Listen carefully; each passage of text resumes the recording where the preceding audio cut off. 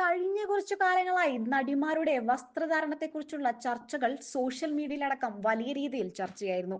ഹണി റോസ്, ബോബി ചെമ്മണ്ണൂർ കേസും വിവാദങ്ങളും വന്നതോടെയാണ് യുവനടിമാർ പൊതുവേദികളിൽ പ്രത്യക്ഷപ്പെടുമ്പോഴുള്ള വസ്ത്രധാരണം ചർച്ചാ വിഷയമായത്.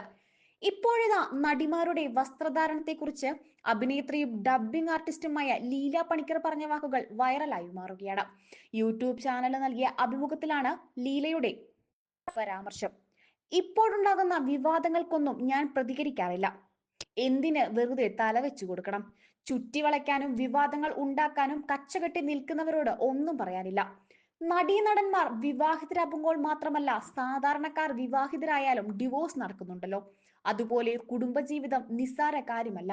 കുടുംബജീവിതം എന്നാൽ മനസ്സിലാക്കൽ വേണം, അല്ലാതെ പണമുണ്ടെന്ന് കരുതി ചെയ്യാൻ പറ്റുന്ന ഒന്നല്ല കുടുംബജീവിതം. മനുഷ്യത്വവും സ്നേഹവും വേണം. മര്യാദയ്ക്ക് ഡ്രസ് ചെയ്തു പോയാൽ കിട്ടുന്ന സ്ഥാനവും സ്നേഹവും ബഹുമാനവും ഗ്ലാമറസായി വസ്ത്രം ധരിച്ചു പോയാൽ കിട്ടില്ല. ഉദ്ഘാടനങ്ങൾ പോലുള്ളവയ്ക്ക് വരുമ്പോൾ നടിമാർ ധരിക്കുന്ന വസ്ത്രത്തോട് എനിക്ക് യോജിപ്പില്ല. അവർ മര്യാദയ്ക്ക് ഡ്രസ് ചെയ്തു പോയാൽ കിട്ടുന്ന സ്ഥാനവും സ്നേഹവും ബഹുമാനവും ഇങ്ങനെ പോയാൽ കിട്ടുകയുമില്ല. നേരിട്ട് കാണുമ്പോൾ ചിരിച്ചാലും മാറി നിന്ന് പുച്ഛിക്കുകയായിരിക്കും. മഞ്ജു വാര്യരൊക്കെ എന്ത് മാന്യമായാണ് വസ്ത്രം ധരിക്കുന്നത്. വൾഗറായി എപ്പോഴെങ്കിലും പ്രത്യക്ഷപ്പെട്ടിട്ടുണ്ടോ? അതുപോലെ ജീവിതത്തിൽ ഇത്രയേറെ പ്രശ്നങ്ങൾ വന്നിട്ടും ആ കുട്ടിക്ക് എന്തെങ്കിലും പറയുകയോ ചർച്ചയ്ക്ക് വിധേയമാക്കുകയോ ചെയ്തിട്ടുണ്ടോ? ഇല്ലല്ലോ. ദിലീപ് മഞ്ജുവിനെ വിവാഹം ചെയ്യാൻ പോകുന്ന കാര്യം സൂര്യ കൃഷ്ണമൂർത്തിയാണ് എന്നെ വിളിച്ചു പറഞ്ഞത്. അത് കേട്ടപ്പോൾ ഒരു ആശ്ചര്യമായിരുന്നു. ഭയങ്കര ആർട്ടിസ്റ്റ് ആയിരുന്നല്ലോ മഞ്ജു. ഇനി അഭിനയിക്കില്ലായിരിക്കും എന്നാണ് സൂര്യ പറഞ്ഞത്. അതും വലിയ കഷ്ടമായല്ലോ എന്നാണ് ഞാൻ പറഞ്ഞത്. മഞ്ജുവിന് അത് സാധിക്കില്ല. എത്ര ദിവസം ആ കുട്ടി അഭിനയിക്കാതിരിക്കും? അവളെ കൊണ്ട് അഭിനയിക്കാതിരിക്കാൻ പറ്റില്ല. അത്ര ടാലന്റഡ് ആണ് ആ കുട്ടിയെന്ന് സൂര്യയോട് ഞാൻ പറഞ്ഞിരുന്നു. മഞ്ജുവിനെ വ്യക്തിപരമായി എനിക്കറിയില്ല. മഞ്ജുവിനൊപ്പം അഭിനയിക്കണമെന്നത് എന്റെ വലിയ ആഗ്രഹമായിരുന്നു. മഞ്ജുവിന്റെ ഒറ്റയ്ക്കുള്ള ജീവിതം കഷ്ടമെന്നുമുള്ളതല്ല. കാരണം സ്ത്രീക്ക് ഭയങ്കര ശക്തിയാണ്. സ്ത്രീ അബലയല്ല.